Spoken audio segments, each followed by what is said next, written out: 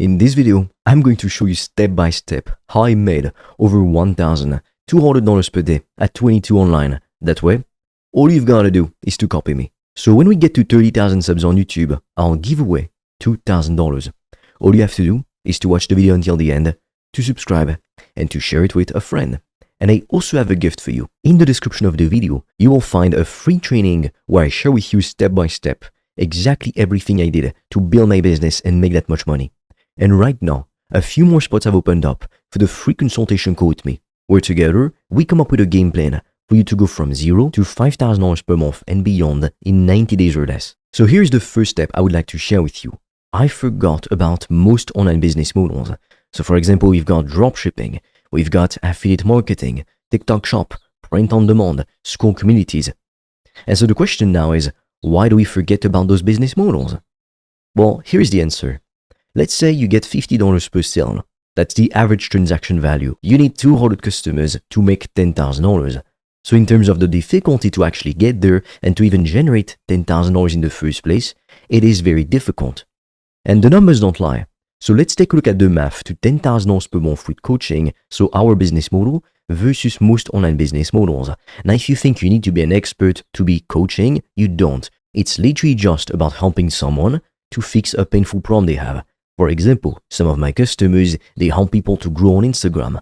Some of my customers, they help people to get in shape, to overcome social anxiety, to get more leads for their business, etc. It can literally be anything. So with most business models, let's say we earn $10,000. How much in profit do we actually keep? Because at the end of the day, what I really want you to understand is that metrics like net worth or revenue, they're actually not telling you the full truth. Net worth isn't how much money you've got in your bank account. It's literally just speculation. When it comes to revenue, you've made that money. However, you could have 1% in profit, so it wouldn't matter at all. What matters is profit in your pocket. So in profit, with these business models, you would have 5 to 20%, which isn't that much at all. Because the costs, it's literally shipping, softwares, returns, refunds, the staff, the inventory, the ads, the influencer marketing, etc. And so if we do the math, you would have between $500 to $2,000 in profit. Again, it's not that much. Initially, you made 10 grand. But hey, we've got to pay taxes too. And so let's say you have a 25% corporate tax, which is basically standard. It can be a bit more, it can be a bit less. After corporate tax, you won't be left with $375 to $1,500. Remember, initially you earned $10,000, so it's really nothing. You earn less money than somebody working full-time at McDonald's. Do you realize that? And what about with our business model? Let's say we earn $10,000. We keep 95% in profit. The reason for that is super simple. The cost we have, it's literally just a bit of our time and knowledge. So if we do the math, 95% of $10,000, it's $9,500. And let's say we pay the same corporate tax, 25%, we are left with $7,125 after tax. So it's much, much, much better than with those businesses where you barely keep anything. And that's how big dropshipping goers fool you. They barely make any money because costs are so high. And if honestly you believe that nowadays, in 2025, the way to make money online is by reselling the same overpriced garbage as everybody else, or getting tiny commissions for shitty products for $4, or trying to sell the same ugly mugs as everybody else, I mean, good luck. Good luck, because in 6 months, in a year down the line, I know for a fact you won't be in the same position. How would I know? Because I spoke to hundreds of people who wanted to build a business, and lots of people, they've tried those business models, and they're still not successful. So the step after that is that I got rid of shiny object syndrome. I used to really struggle with this, I'm not gonna lie to you. So success in any endeavor requires the ability to focus. When you remove all distractions, focusing becomes a new default. So as you can see here, I put the most popular business models, boom, we get rid of them, and we focus solely on what matters, solving painful problems for people. A few years ago, honestly, I was hopping from one business model to the next because I wasn't convinced in what I was doing. I knew I needed to do coaching, but I had imposter syndrome. I felt like I had nothing valuable to teach to anyone, which isn't even true, because at the time, I could have simply taught people English. My English isn't the most perfect in the world, but it was enough. That's what I really want you to understand. You don't need to be the world's #1 expert. You just have to be a few steps ahead of your ideal customers, because it's much simpler to learn from somebody who's just a few steps ahead than to learn from, like, for example, let's say you want to make more money, than to learn from a billionaire. Because the advice they're going to give you, it's not even going to be applicable to you. because they're so far ahead. They're not facing the same types of problems as you. And it's been such a long time they were a beginner, they forgot what it's like to struggle as a beginner. Now let's move on to step number 3. I focused on business fundamentals to come up with an offer that people actually needed. So here's a silly little example, but most people, what they try to do in business is that they're literally trying to cook food for Susie, as an example. And Susie, what she really wants, it let's say spaghetti. And so you think, oh, I'm going to make her the best soup or ramen in the world.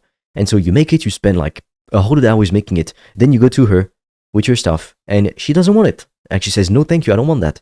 And you're like, but I put so much time and effort into it. But it doesn't matter because what the market wants, in this case, what Susie wants, it's not this soup or ramen. She wants spaghetti. And so instead, what you want to do is to go up to Susie, ask her, hey, what do you want for lunch? She'll tell you, oh, I want spaghetti. And then instead of giving her the soup, you make spaghetti and you give it to her. Super simple. Which is why you want to find competitors. If you see competitors selling a similar offer that you would like to sell, it's a very good sign because it means the market wants what you have to offer. It's not about inventing something completely new. It's about picking an offer that's already in a high demand and selling it too. Just doing it better than the competition. Because I can guarantee right now, if you try to come up with an offer that's never been done before, chances are you're not going to get a single customer because chances are other people have tried before you and the reason why they failed is because it's a broken market. There is simply no demand. So the step after that is that you want to price on value instead of time. So as an example, this is what most people do. They say, oh, it's $30 because it took me 1 hour to make. And she's like, okay, great.